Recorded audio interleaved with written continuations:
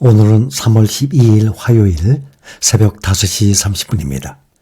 미국의 서머타임이 어제부터 시작해서 올해 11월 초까지 실시가 됩니다. 동절기가 아닌 하절기에 국가의 표준시를 원래 시간보다 일반적으로 1시간 앞당겨서 사용하는 것을 말하는 것입니다. 그래서 오늘부터는 새벽 5시에 증시가 마감합니다. 전날 밤 11시 반이 아니라 10시 반에 장이 열려서 말이죠. 미국 증시 이틀 연속 하락했습니다. 최근 랠리에 대한 경고음이 나오면서 기술주를 중심으로 단기 조정이 이루어지고 있는 모습입니다. 소비자 물가지수 발표를 앞두고 투자자들은 신중한 태도를 보이고 있습니다. 오늘은 다우지수만 조금 상승했습니다. 0.12% 상승하고 S&P 500은 0.11% 하락해서 5117. 나스닥 종합지수는 0.41% 하락해서 16,019. 필라델피아 반도체가 지난주 금요일 4% 이상 떨어졌는데 오늘도 1.36% 추가 하락했습니다. 4,890입니다. 오늘은 올해 들어서 매그니피센트 7 종목들 중에서 하락폭이 심했었죠. 그 3종목만 상승했습니다. 애플이 1.18% 오르고 알파벳은 1.67%, 테슬라는 1.39% 상승했습니다. 인공지능 열풍을 이끌어온 엔비디아의 주가가 지난주 금요일 6% 가까이 급락을 하면서 시장 전체의 조정이 임박한 것 아니냐라는 우려가 커졌었습니다. 엔비디아를 비롯한 기술주들이 오늘도 약세를 보였습니다. 엔비디아에 앞서서 주당 가격이 $1,000를 넘어서 폭발적인 급등세를 보였던 슈퍼마이크로 컴퓨터가 5% 이상 급락을 했습니다. 메타 역시 4% 이상 하락하면서 AI 랠리 덕을 봤던 일부 빅테크 기업들까지 상승분을 계속 잃을 거란 우려를 낳게 하고 있습니다. 오늘 엔비디아 주가가 2% 빠지면서 $857.74까지 내려갔습니다. 이틀 연속 하락세입니다. 이렇게 이틀 연속 하락함에 따라서 거품이 터지는 것 아니냐는 지적도 일각에서 나오고 있습니다. 장중에 $887.97까지 회복하기도 했지만 다시 매도 물량이 나오면서 하락 마감했습니다. 또 엔비디아가 집단 소송에 휘말렸다는 소식까지 나왔습니다. 엔비디아가 자체 인공지능 플랫폼 네모를 훈련하는 과정에서 소설을 무단으로 사용했다는 이유로 집단 소송을 당한 것입니다. 로이터 등 외신에 따르면 작가 브라이언 킨, 압디 나즈미안 등은 지난 7일 미국 샌프란시스코 연방법원에 집단 소송을 제기했습니다. 이들은 그들의 작품이 네모를 훈련하는 데 사용된 19만여 권의 책 데이터에 포함됐다고 주장했습니다. 이들은 엔비디아는 저작물을 무단으로 사용해서 AI를 훈련하다가 적발됐다면서 이후 지난해 10월 우리의 소설을 데이터에서 삭제했다고 설명했습니다. 이들은 저작권 침해 신고 이후에 데이터를 삭제한 것은 엔비디아가 저작권을 침해했다는 사실을 스스로 인정하는 꼴이라고 주장했습니다. 오픈 AI, 메타 등 다른 기업들도 이와 비슷한 법적 분쟁에 휘말려 있어서 앞으로 유사 소송이 이어질 전망으로 보고 있습니다. 엔비디아의 주가가 이틀 연속 빠졌지만 최근 조정은 단기간 급등에 따른 차익 실현 매물이 나온 것이라는 해석이 더 많습니다. 여전히 엔비디아 칩에 대한 수요가 공급보다 많은 상황에서 엔비디아 주가 상승 여력은 여전하다는 지적입니다. 투자 자문사 캔터 피츠제럴드는 이날 엔비디아의 목표 주가를 주당 $900에서 $1,200로 상향 조정했습니다. 월가 애널리스트 컨센서스 $830에 비해서 상당히 높은 수준입니다. 캔터 피츠제럴드 애널리스트는 다음 주 엔비디아의 GTC 컨퍼런스, GPU 테크놀로지 컨퍼런스의 약자입니다. GPU 테크놀로지 컨퍼런스의 약자 GTC 컨퍼런스에서 신제품 및 새로운 신기술 소개는 엔비디아 주가의 긍정적인 촉매제 역할을 할 수 있을 것이라고 했습니다. 엔비디아의 GTC 컨퍼런스는 18일부터 21일까지 개최합니다. 이 행사는 AI와 메타버스의 시대를 위한 개발자 컨퍼런스입니다. 엔비디아가 주최하는 인공지능, 고성능 컴퓨팅, 그래픽스 분야에서 최신 혁신과 제품을 선보이는 행사입니다.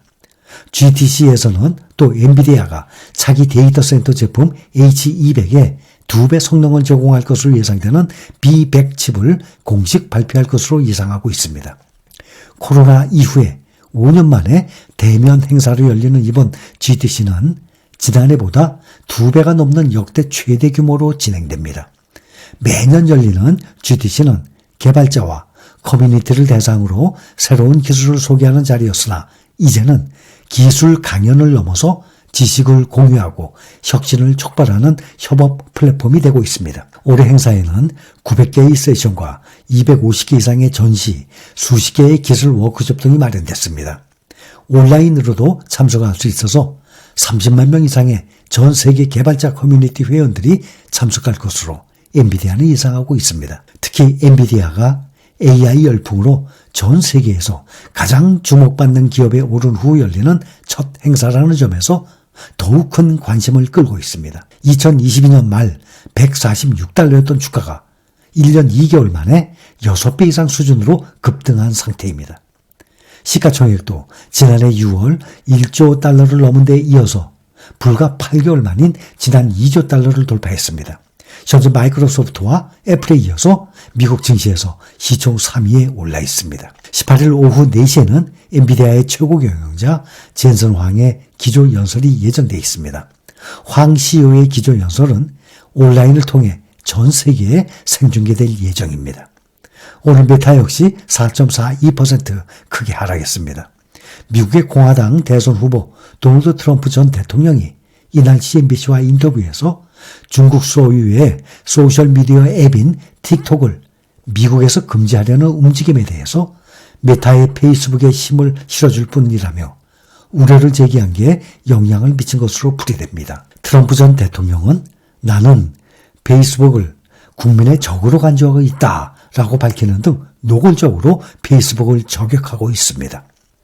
테슬라는 독일 공장이 다시 가동했다는 소식에 1.39% 올랐습니다. 투자자들은 최근의 소비자 물가 상승이 일시적인 현상인지 물가 둔화세가 중단된 것인지 가늠하고 있습니다.